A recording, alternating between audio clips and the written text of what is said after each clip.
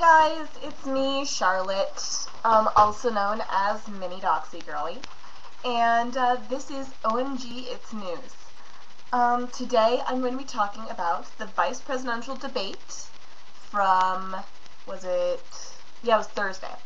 So first I'm going to outline that debate, kind of give you guys a whole run through on it.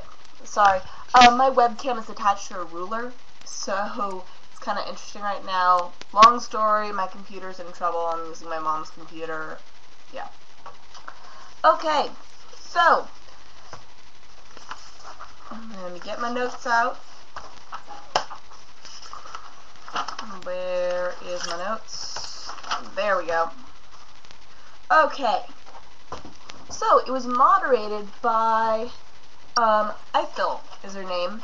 And she's kind of controversial. The thing is, she's currently writing a book about what it's like to have a black president.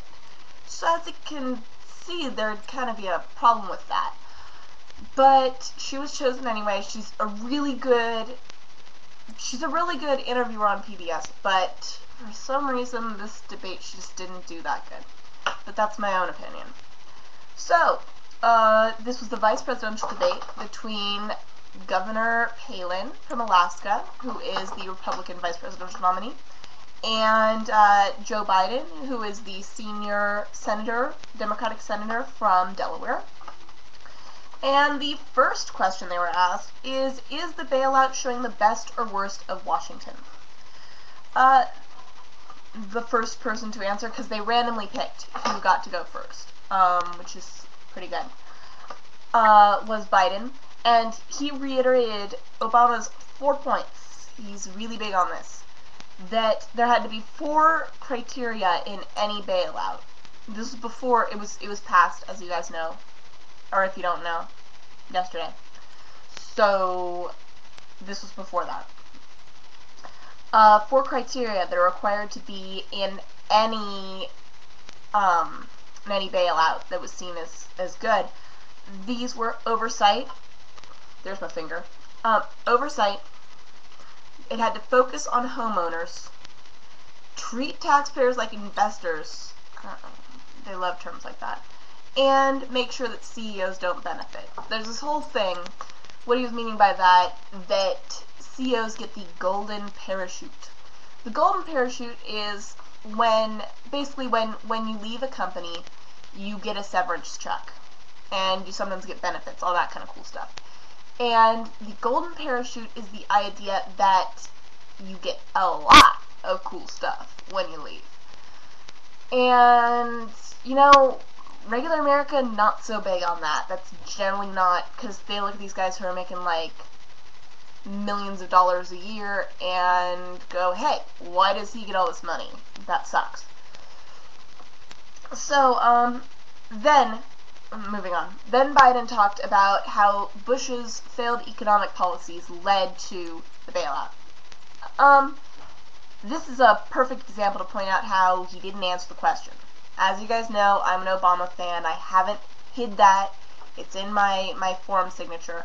But, come on. That's not an answer to the question. Is it showing the best or worst of Washington? Then it was...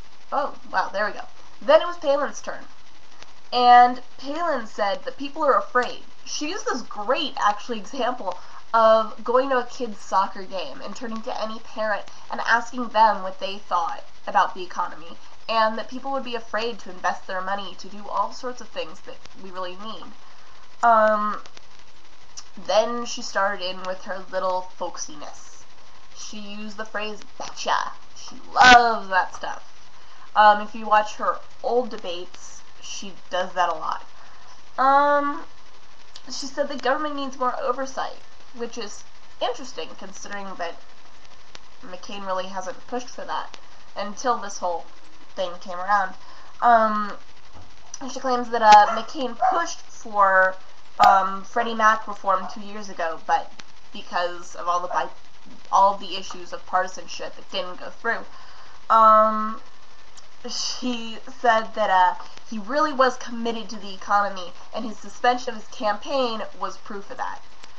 Okay, was I the only one that saw this as kind of a Weasley thing to do? He suspended his campaign. Never mind.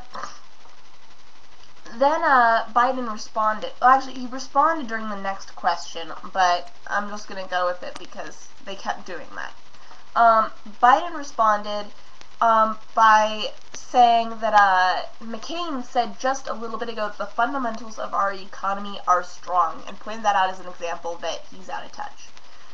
Palin said, as McCain said himself several times, that he wasn't referring to the economy itself. He was referring to the ethics of the American worker, and you know what? Politicians say stupid things, and this was just an example of a stupid thing. Okay? That's pretty much the deal. So, that was the first question. Yeah, 5 minutes.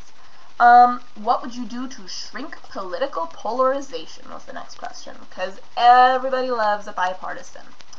By the way, bipartisan, just in case you guys don't know, means that it involves both Republicans and Democrats. They throw around that term a lot, they don't explain it. There's your definition. Biden was the first to answer. He said that he's done it his whole career. It's kind of his thing. He, you know, kind of a big deal. That whole thing. He pointed out that he's, like, been big on the genocide in Bosnia. That's not a very good example because, really, the Republicans don't see that as a big foreign affairs issue. I mean, well, I phrased that badly. But they don't actively pursue helping out Bosnia as much. They prefer working with our NATO allies, that whole deal. Both are fair things. Then he did his whole response to the previous question, really not explaining his answer. But then Palin said that she's a track record of reform, which she actually does. She took on the Republicans and the Democrats, and she did all sorts of crazy stuff up in Alaska. She said that she's part of a team of mavericks. Big phrase. Loves that. McCain's used his phrase that he's a maverick. They're all big on that. Then she started in on her attacks on Barack Obama, as they all like to do. They attack the previous person. He voted along his party line 90% of the time. That is actually true. He has done that. And she said that they're craving something new, that the electorate wants something new, and she pushed her idea of change again. Seems like both sides are kind of pushing this idea of change, which is kind of interesting considering both sides have a new dude and an old dude. Well, Palin's not a new dude, but new person. We can go with that.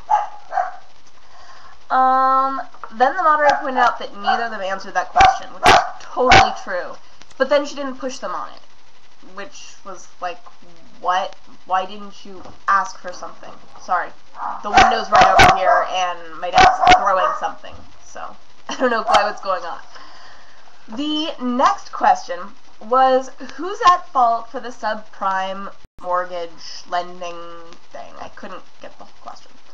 Palin started off. She said that it was the lender's fault, that there was quote-unquote deception there, that we need to say never again, that there needs to be strict oversight. She brought up that point again, that she brought up in the first question. That we need to keep ourselves out of debt. There's some personal responsibility, which I was actually happy to hear. No one's been talking about the personal responsibility thing. And the interesting thing, I was kind of interested to see how that would play.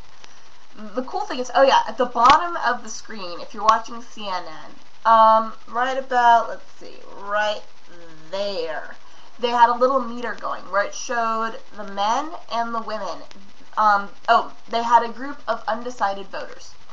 And they were tracking. They had these little things where they turn the dial up if they like what's being said, and they turn it down if they don't like it. And it shows on this little graph thing, like going up and down depending on how it's reacting.